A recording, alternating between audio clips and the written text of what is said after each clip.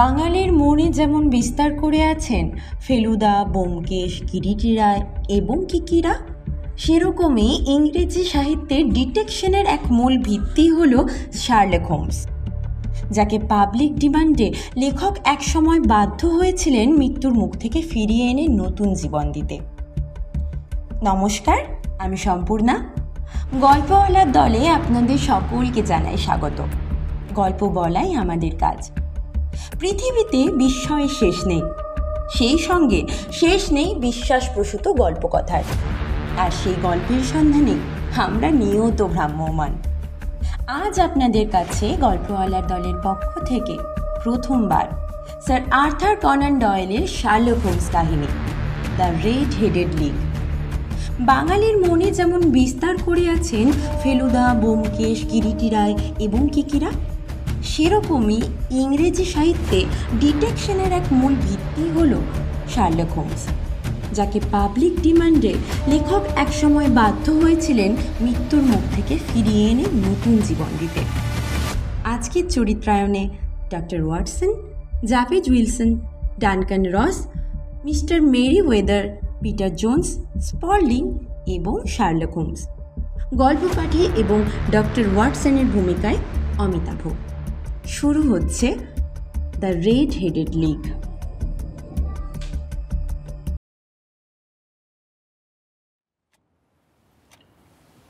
গত বছর শার্লক হোমসের সঙ্গে দেখা করতে গিয়েছিলাম শরৎকালে। লাল চুলো মোটাসোটা এক ভদ্রলোকের সঙ্গে কথা বলছিল হোমস। শুধু লালই নয়, আগুনের মতোই জ্বলজ্বলে, চুলের বাহারও দেখবার মতো। হঠাৎ ঢুকে পড়ার জন্য ক্ষমা চেয়ে বেরিয়ে আসতে যাচ্ছি, হোমস আমাকে টেনে নিয়ে গেল ভেতরে। বললাম, পাশের ঘরে বসি। না মিস্টার উইলসন, ডক্টর ওয়াটসন আমার সহযোগী, একে দিয়েও আপনার কাজ হবে। ভদ্রলোকের চর্বি ঘেরা কুতকুতে চোখে কৌতূহলের রোশনাই দেখা গেল। হোমস বসল, বলল, আমার কাজ কারবারে তোমার উৎসাহ কম নয়। আমাকে নিয়ে অনেক কাহিনীও লিখেছ, যদিও তা অতিরঞ্জন দুষ্ট। এর আগেও তোমাকে বলেছি, কল্পনা দিয়ে রাঙানো ঘটনা কখনোই বাস্তব ঘটনার মতো চাঞ্চল্যকর কিন্তু হতে পারে না। তাতে আমার সন্দেহ আছে। তাহলে আরো উদাহরণ হাজির করা যাক।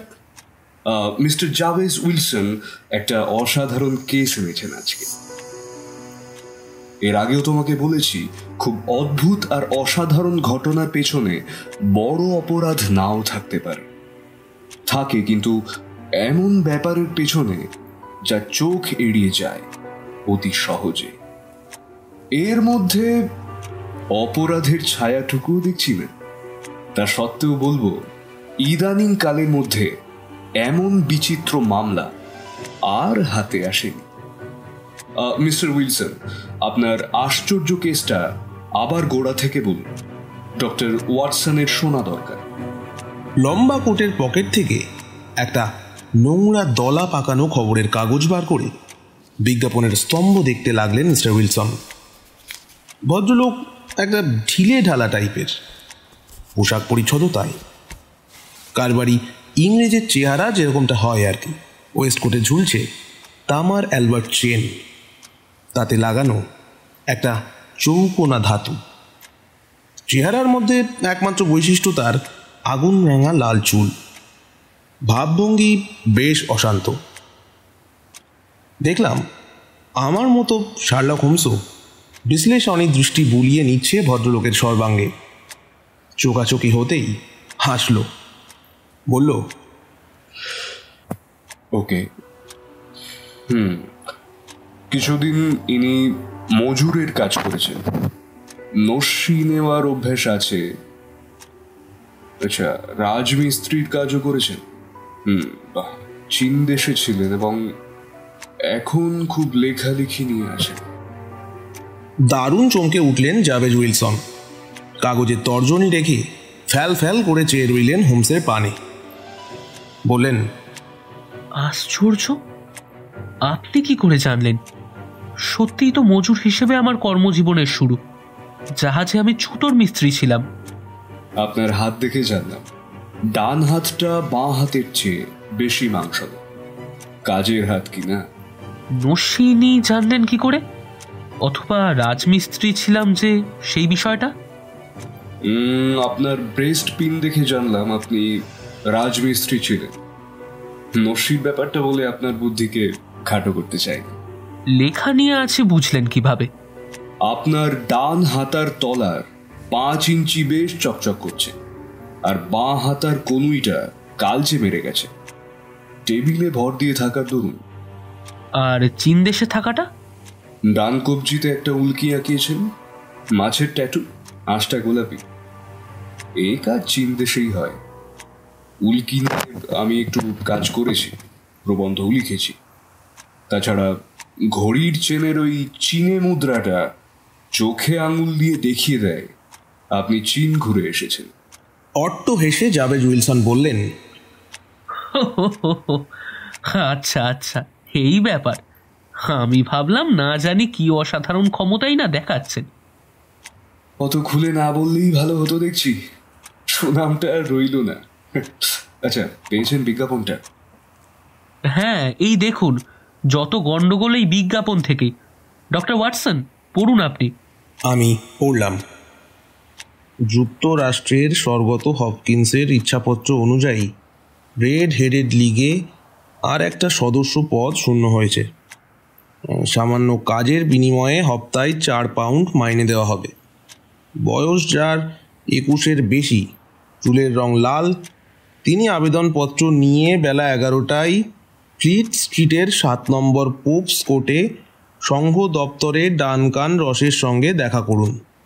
হতভম্ব হয়ে বললাম, এ আবার কি বিজ্ঞাপন? জোরে হেসে উঠল হোমস। বলল, তাহলেই দেখো ব্যাপারটা মামুলি নয় মোটেই। মিস্টার উইলসন, এবার আপনার আর্থিক অবস্থাটা একটু খুলে বলুন। ওয়াটসন, কাগজটার নাম তারিখ লিখে রাখো তো। Morning chronicle. তারিখটা দেখছি 2 মাস আগের, 27শে এপ্রিল 1890। বলুন মিস্টার উইলসন। আমার একটা বন্ধকি কারবার আছে, ছোট কারবার। কর্মচারী মাত্র 1 জন, তাও হাফ মাইনের। তা না হলে রাখতেও পারতাম না। নাম? Vincent Spalding. বয়স তেমন খুব নয়, তেমন ধরিবাজও নয়, নইলে এই মাইনেতে পড়ে থাকে। দোষের মধ্যে ফটো তোলার বাই আছে। দিনরাত ক্যামেরা কাঁধে টো করে ঘুরে বেড়াচ্ছে আর ছবি তুলছে। নিচের অন্ধকার ঘরে আবার সেগুলোকে ডেভেলপ করছে। সে কি এখনো কাজ করছে আপনার? হ্যাঁ, তা করছে। সেই সঙ্গে একটা মেয়েও আছে, বছর 14 বয়স। সংসারের কাজ করে। কারণ আমি বিপত্নিক, বেশ ছিলাম এই 3 জনে। কিন্তু মাস 2 আগে এই বিজ্ঞাপনটা এনে স্পল্ডিং বলল, আহারে, আমার যদি লাল চুল থাকতো। অবাক হয়ে জানতে চাইছিলাম ব্যাপারটা কি। ও তখন বিজ্ঞাপনটা দেখালো, বলল লাল চুলো লোকের আকাল পড়েছে বলেই নিশ্চয়ই বিজ্ঞাপন দিয়েছে ও ছিঁড়া। চুলের রংটা পাল্টে নিতে পারলে সে নিজেই চেত। বছরে 200 পাউন্ড কি চারটিখানি কথা? অথচ আমার চুল টকটকে লাল হওয়া সত্ত্বেও ঘর থেকে নড়ছি না। কিছুদিন ধরে কারবার ভালো চলছিল না। লাল চুলের দৌলতে 200 পাউন্ড রোজগারের খবর শুনে তাই লোভ হলো। বললাম, এই তুমি ছেড়ে কাশো তো, কি বলতে চাও? ও তখন এই বিজ্ঞাপনটা দেখালো, বলল, তার চাইতে আপনি নিজেই পড়ে দেখুন। একজন লাল চুলো আমেরিকান কোটিপতি নিজের একটা সংঘ প্রতিষ্ঠা করেন। এই সেই লাল চুলো সংঘ। ভদ্রলোকের নিজের মাথার চুল লাল ছিল বলে লন্ডনের সব লাল চুলেদের জন্য দরদ উথলে উঠেছিল। সামান্য গতর খাটিয়ে তারা 2 পয়সা পকেটে পায়, সেই ব্যবস্থা করেছিলেন। টাকাটা দেওয়া হয় তার সম্পত্তির সুদ থেকে। দরখাস্ত করলেই চাকরিটা পাওয়া যাবে। শুনে তো চক্ষু স্থির হয়ে গেল আমার। বললাম, সে কি? এ যে লাখে লাখে লাল চুলো দরখাস্ত নিয়ে ছুটবেছে। স্পল্ডিং বললে, মোটেই না। প্রথম কথা, বয়স কম হলে চলবে না। তারপর লন্ডনের বাসিন্দা হওয়া চাই, কেননা ব্যবসা করে টাকা কামিয়েছিলেন তিনি এখান থেকেই। তার চেয়েও বড় কথা হলো, চুলের রং শুধু লাল হলেই চলবে না, আগুন রাঙা হওয়া চাই, ঠিক আপনার চুলের মতন। দরখাস্ত করলেই কিন্তু পেয়ে যাবেন কাজটা, যদি দরকার মনে করেন। দেখলাম অনেক খবরই রাখে স্পল্ডিং। কথাটাও মন্দ নয়। আমার চুলের রংখানা দেখেছেন, ঠিক যেন আগুন। কাজেই সেই দিন দোকান বন্ধ করে বেরিয়ে পড়লাম ওকে নিয়ে। গিয়ে তো দেখি মুন্ডু ঘুরে যাওয়ার জোগাড়। কাতারে কাতারে লাল চুলো মানুষ দাঁড়িয়ে আছে। তবে হ্যাঁ, আমার মতো আগুন রাঙা চুল কারোরই ছিল না। যেদিকেই দুচোখ যায় কেবলই লাল মাথা। এরই মধ্যে দিয়ে আশ্চর্য কৌশলে স্পল্ডিং আমাকে টেনে নিয়ে গেল সিঁড়ি বেয়ে অফিস ঘরের সামনে। সিঁড়িতেও লাইন দিয়ে দাঁড়িয়ে রয়েছিল লাল চুলোরা। কেউ কেউ আবার মুখ কালো করে নেমে আসছে চাকরি না পাওয়ায়। অফিস ঘরে ঢুকে একজন লাল চুলোকে টেবিল চেয়ার নিয়ে বসে থাকতে দেখলাম। আমার চাইতেও রাঙা চুল। প্রার্থীদের জিজ্ঞাসাবাদ করে তৎক্ষণাৎ নাকচ করছে দেখে মনটা কেমন দমে গেল। কিন্তু আমার পালা আসতে বুকটা হঠাৎ নেচে উঠল আমার প্রতি তার পছন্দ ভরা চাউনি দেখে। উঠে গিয়ে দরজা বন্ধ করে ঘাড় কাত করে বেশ কিছুক্ষণ দেখলো আমাকে। দু চারটে কথাও জিজ্ঞেস করলো। তারপর এসে দাঁড়ালো আমার সামনে। তারপর আচমকা জানেন, আমার চুল খামচে ধরে এমন হাঁচকা টান মারলো যে চেঁচিয়ে মেচিয়ে চোখের কোণে জল এনে ফেললাম। ভদ্রলোক লজ্জিত হয়ে বললেন, কিছু মনে করবেন না, নকল চুলটা দেখে নিলাম। দুবার ঠকেছে কিনা, রং করা চুল নিয়েও তো আবার এসেছে অনেকে। এই বলে জানলার সামনে হেঁকে বললে, লোক পাওয়া গেছে, চাকরি আর খালি নেই। হতাশ হয়ে সব সরে পড়ল লাল চুলোরা। ভদ্রলোক বলল, আমি আসলে এখানকার ম্যানেজার, নাম ডানকান রস। তা মশাই, আপনি কি করেন? সামান্য একটা ব্যবসা, বললাম আমি। স্পল্ডিং বলে উঠল, সে কাজ আমি আপনার হয়ে করে দিতে পারবো মিস্টার উইলসন। আচ্ছা, এখানকার কাজ কয়টায়? 10টা থেকে 2টো। ভেবে দেখলাম বন্ধকি কারবার চলে সাধারণত সন্ধ্যের দিকে। সকালের দিকে আমার সেরকম কোনো কাজ নেই। সেই ফাঁকে বাড়তি পয়সা স্বচ্ছন্দে রোজগার করতে পারবো। ব্যবসাটা স্পল্ডিং দেখতে পারবে। বললাম, আমি রাজি। তা মাইনে কত? ধরুন হপ্তায় 4 পাউন্ড। কাজটা কি? কাজ কাজ খুবই সামান্য। ওই এনসাইক্লোপিডিয়া ব্রিটানিকা দেখে সেফ নকল করে যাওয়া, কালি কলম কাগজে সব আপনি নিয়ে আসবেন। কিন্তু হ্যাঁ, ঘর ছেড়ে একদম বেরোতে পারবেন না, কোনো অছিলাতেই নয়। অসুখ বিসুখ বা হঠাৎ কাজের চাপেও কিন্তু ডুব মারা চলবে না, তাহলেই জানবেন চাকরিটা যাবে। সত্যটা পরিষ্কারভাবে লেখা আছে বুঝলে। এবার বলুন, কাল থেকে পারবেন কি আসতে? হ্যাঁ হ্যাঁ হ্যাঁ। বিদায় জানিয়ে স্পল্ডিংকে নিয়ে আনন্দে প্রায় নাচতে নাচতে বাড়ি ফিরে এলাম আমি। বাড়ি ফিরে কিন্তু 7-5 ভাবতে গিয়ে মনটা আবার মুষড়ে পড়ল। আমি কি চোরের পাল্লায় পড়লাম? সামান্য এই কাজের জন্য কেউ এত টাকা দেয়? স্পল্ডিং অবশ্য সমানে উৎসাহ জুগিয়ে চলল আমায়। পরদিন কাগজ কলম কালি নিয়ে গেলাম সংঘের দপ্তরে। ডানকান রস হাজির ছিল। আমাকে এই অক্ষর থেকে শব্দকোষ কপি করতে বসিয়ে বেরিয়ে গেল। কিন্তু মাঝে মাঝে এসে দেখে গেল যে আমি কাজ ঠিকঠাক করছি কিনা। ছুটি দিলেও ঠিক দুপুর 2টোর সময়। শনিবার পেলাম 4টে পাউন্ড।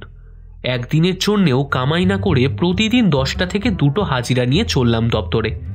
ডানকান রস ক্রমশই আশা কমিয়েছিল। রোজ একবার আশাও শেষকালে বন্ধ হয়ে গেল। আমি কিন্তু প্রতিদিন 10টা থেকে 2টো পর্যন্ত নকল নবিশি চালিয়ে গেলাম, স্রেফ ওই টাকার লোভে। কি জানি বাবা, একদিন না এলো যদি টাকাটা খোয়া যায়। এইভাবে কেটে গেল 8খানা সপ্তাহ। প্রায় শেষ করে ফেলেছিলাম। এমন সময় আচমকা শেষ হয়ে গেল ব্যাপারটা। এরপর জাভেদ উইলসন বললেন, তিনি একদিন সকালে গিয়ে দেখেন দরজায় তালা দেওয়া আর একটা পিচবোর্ড ঝুলছে পাল্লায়।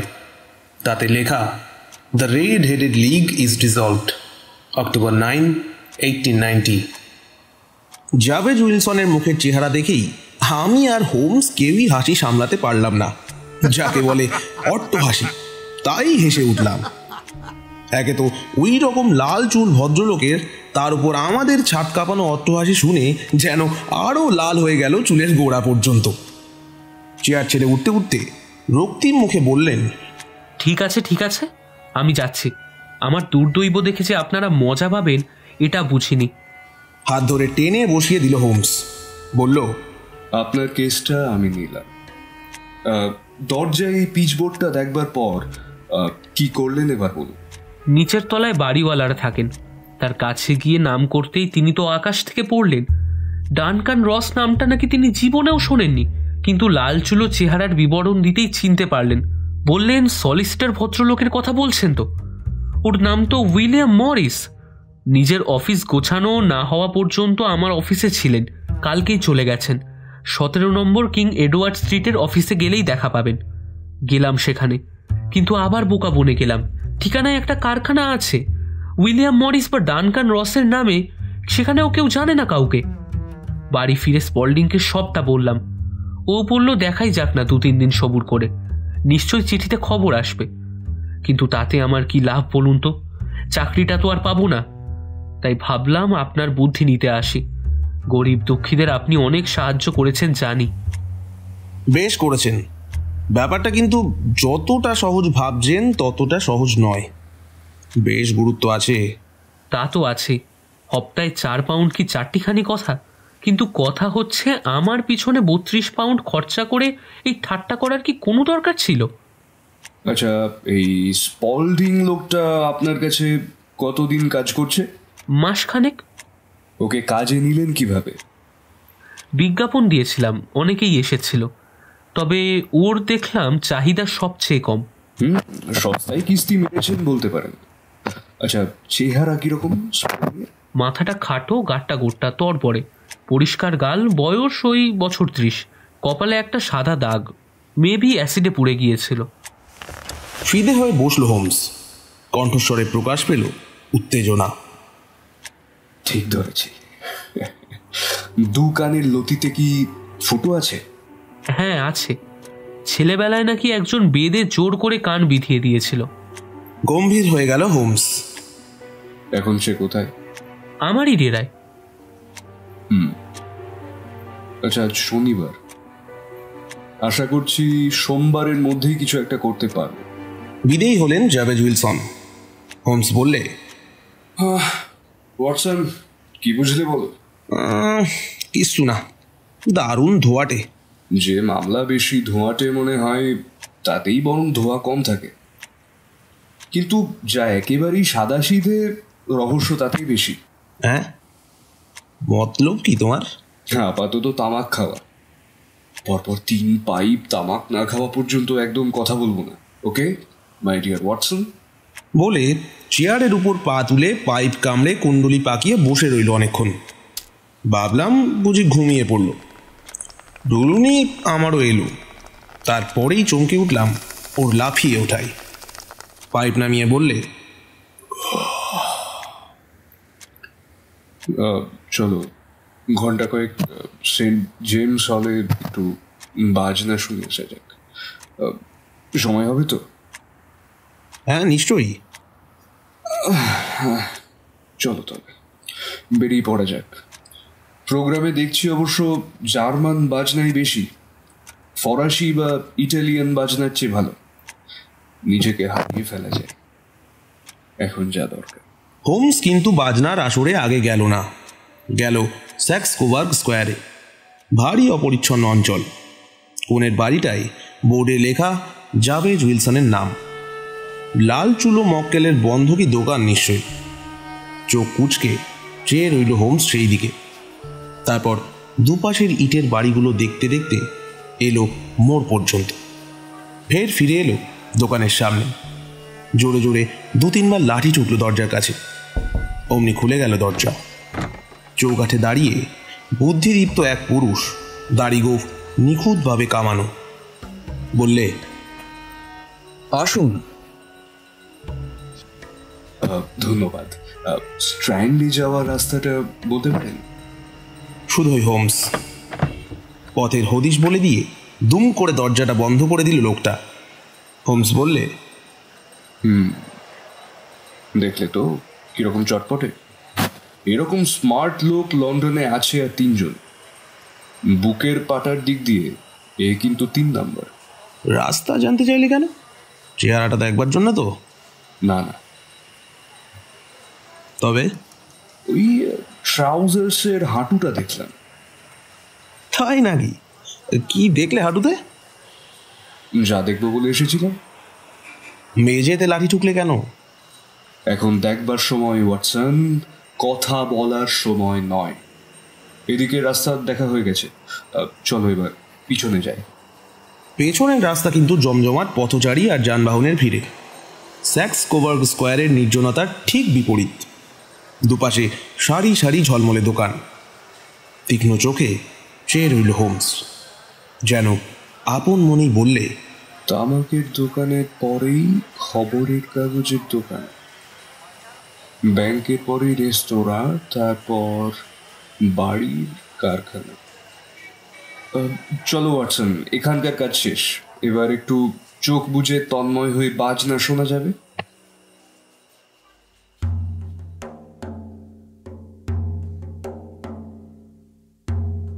হোমস ভালো বেহালা বাজাতে পারে, ভালো বাজনা শুনতেও ভালোবাসে।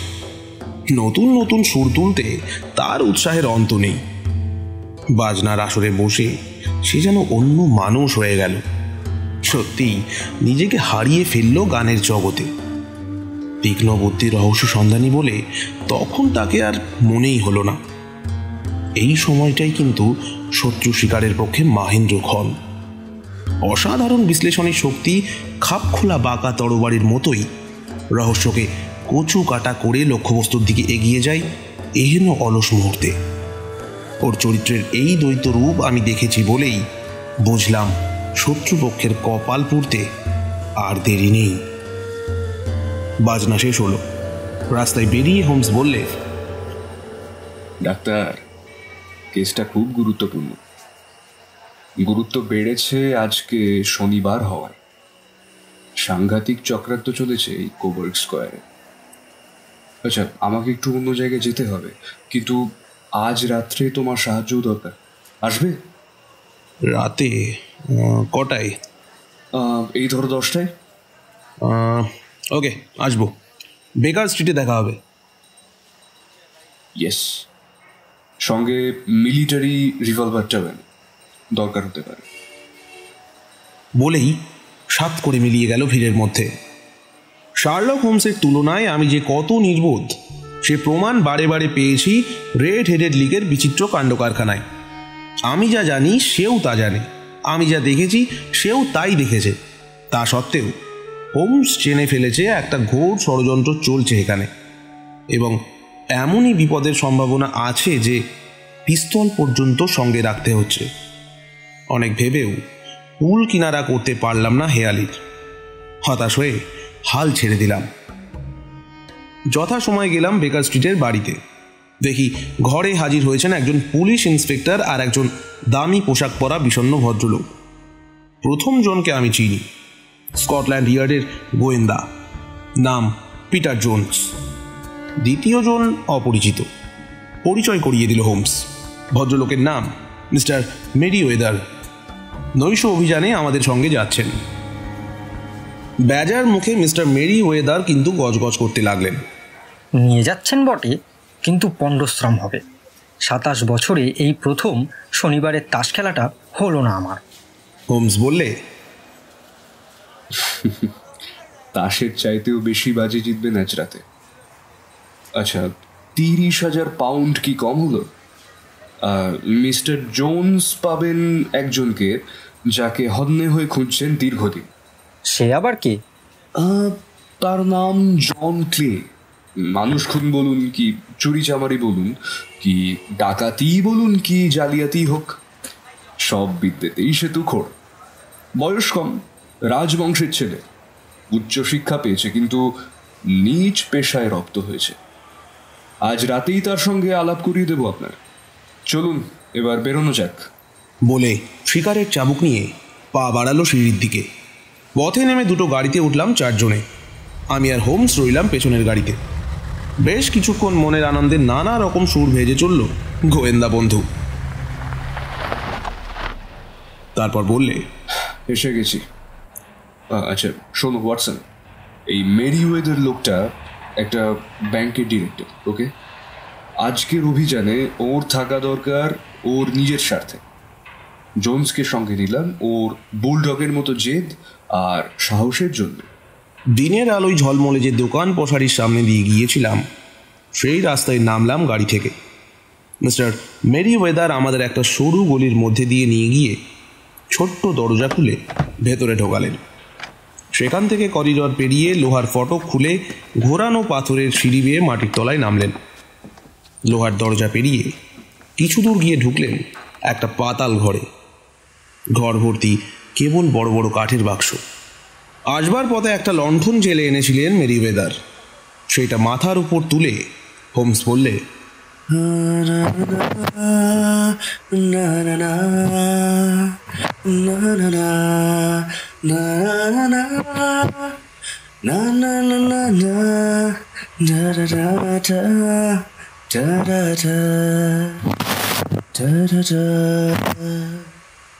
আচ্ছা, বিপদটা উপর থেকে আসছে না, নিচ থেকেও আসবে না বলে ঠকঠক করে মেঝেতে লাঠি ঠুকলেন মিস্টার মেরিওয়েদার। চমকে উঠলাম সঙ্গে সঙ্গে। আরে সর্বনাশ, মেজটা ফাঁপা মনে হচ্ছে না? রেগে গেল হোমস, বললে, ঘাটে এসে তরি ডুববে দেখছি আপনার জন্য। দয়া করে বাগড়া না দিয়ে বাক্সের উপর উঠে বসবেন। মিস্টার মেরিওয়েদারের মুখ লাল হয়ে গেল। গম্ভীর মুখে একটা কাঠের বাক্সে উঠে বসে রইলেন। হোমস তখন লণ্ঠন আর আতস কাঠ নিয়ে হুমড়ি খেয়ে পড়ল মেঝের উপর। অনেকক্ষণ ধরে পাথরের জোর পরীক্ষা করে উঠে দাঁড়ালো হৃষ্টচিত্তে। বললে, হাতে এখনো ঘন্টাখানেক সময় আছে। জাবেজ উইলসন ঘুমিয়ে কাদা না হওয়া পর্যন্ত ওরা কিন্তু কাজে নামবে না। ওয়াটসন, কোথায় দাঁড়িয়ে আছো বুঝেছো তো? ব্যাংকের ভল্ট এটা। মিস্টার মেরিওয়েদার এই ব্যাংকের সর্বময় কর্তা। লন্ডনের ডার্ক সাইটে ক্রিমিনালরা হঠাৎ এই ভল্ট নিয়ে কেন উঠে পড়ে লেগেছে উনিই ভালো বলতে পারবেন।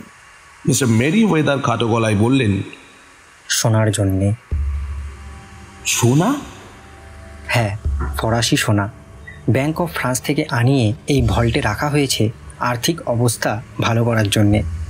আনা হয়েছে মাসখানেক আগে, এখনও রয়ে গেছে এই সব বাক্সের মধ্যে। আমি যে বাক্সে বসে, এর মধ্যেও শীষের পাত দিয়ে মুড়ে সোনা রাখা আছে। এত সোনা কোনো ব্যাংকে থাকে না, নেইও। হোমস বললে, ব্যাংকের আড়ালে লুকিয়ে থাকুন প্রত্যেকে, ওরা কিন্তু বেপরোয়া। আমাদেরও তৈরি থাকতে হবে সেইভাবে। আপাতত আমি লণ্ঠনে ঢাকা দেব,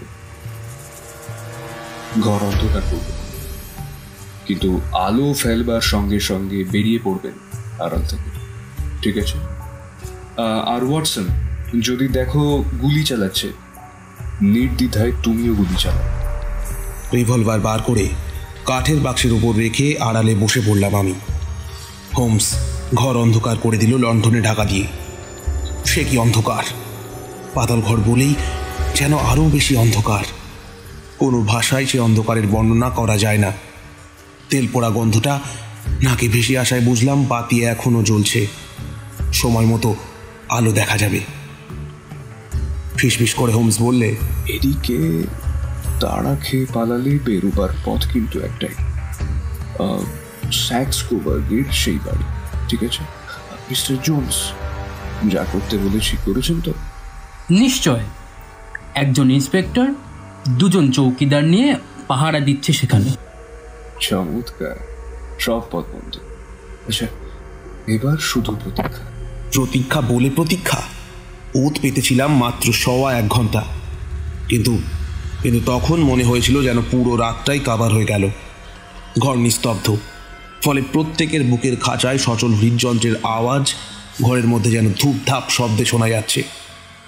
একে তো অন্ধকার, তার উপর উৎকণ্ঠা, স্নায়ুর অবস্থা চরমে পৌঁছেছে।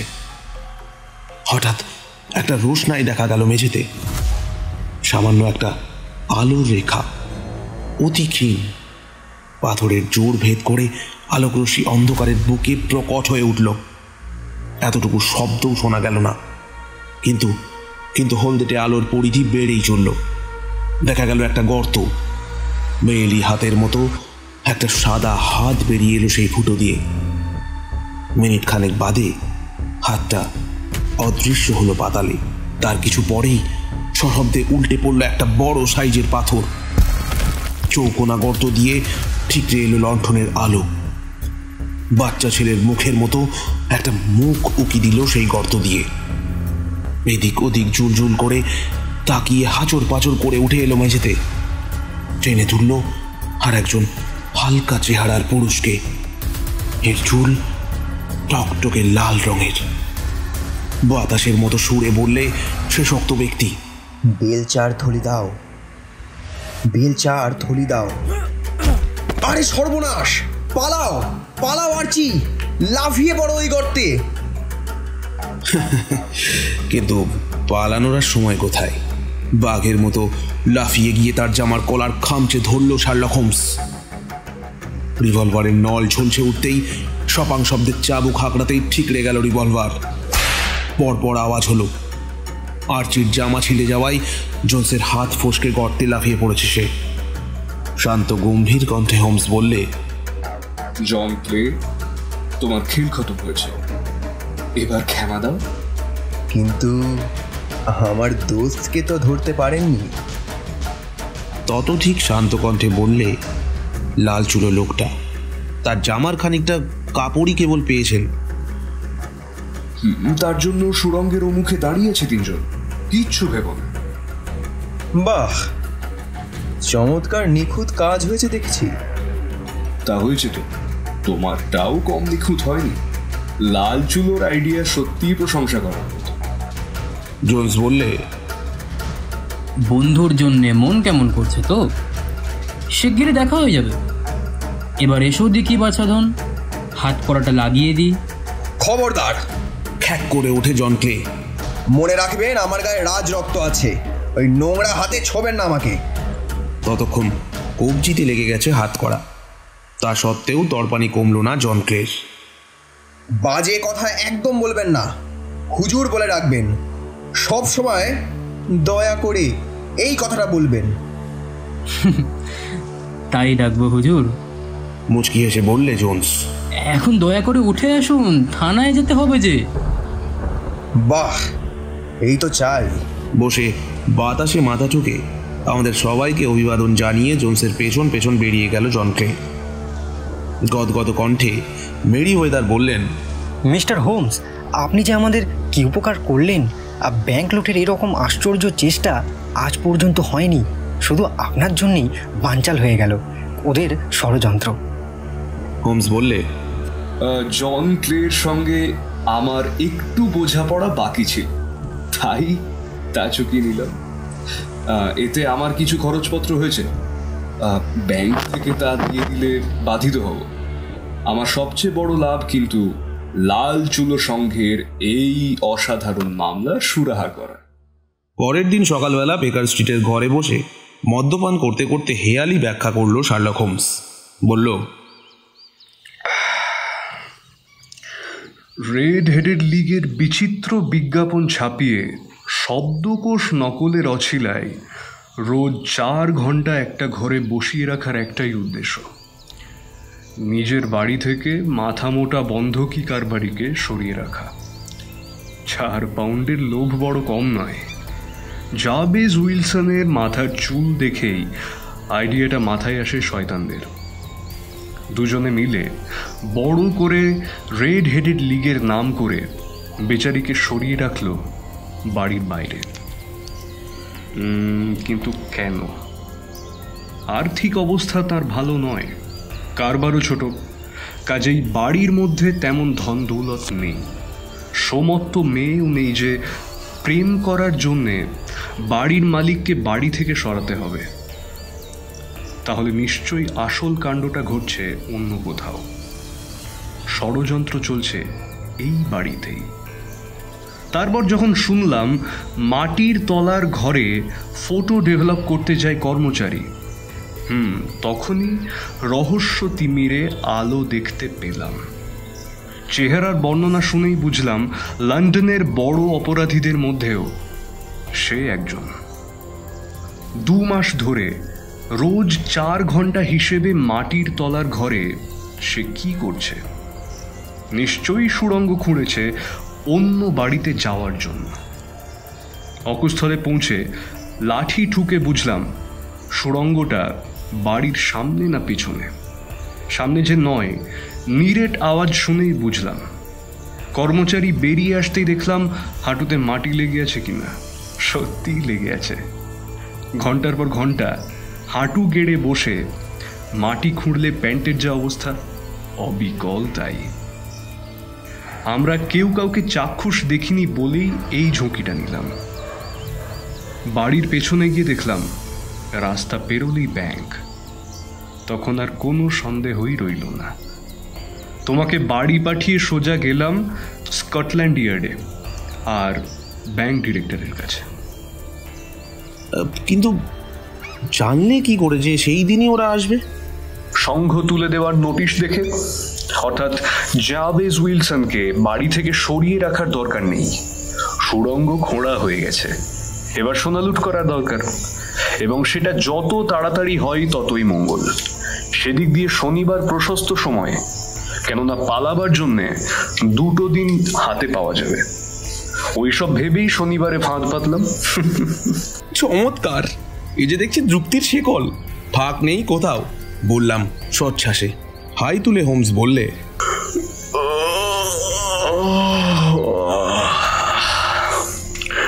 এসব মামলা হাতে নিলে একঘেয়েমি থেকে বাঁচা যায়। এইটাই আমার সবচেয়ে বড় লাভ। হ্যাঁ, সেই সঙ্গে মানুষ জাতটারও কত মঙ্গল হলো বলো তো। তা হয়তো হলো, তবে মানুষের চেয়েও বড় হলো তার কীর্তি। যা থেকে যাবে ওয়াটসন, যা থেকে যাবে।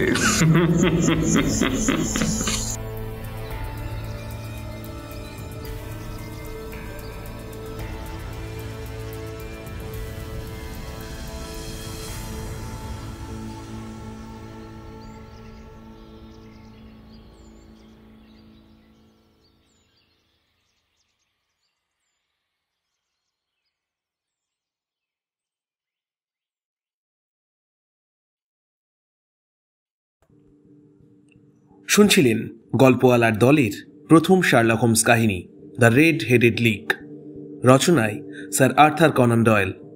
চলুন চিনে নেওয়া যাক আমাদের আজকের গল্পওয়ালাদের। Jabez Wilson, Shubham, Duncan Ross, Abhik, Spaulding, Shayak, mister Merryweather, Abhishek, Peter Jones, Supratim, doctor Watson, আমি অমিতাভ এবং শার্লক হোমস শ্রমণ। শব্দগ্রহণ ও আবহ সঙ্গীত নির্মাণে web session studio, video editing Supratim, সমগ্র পরিকল্পনা এবং পরিচালনায় শ্রমণ। সুস্থ থাকুন, ভালো থাকুন এবং শুনতে থাকুন গল্পওয়ালার দল। গল্প বলাই আমাদের কাজ।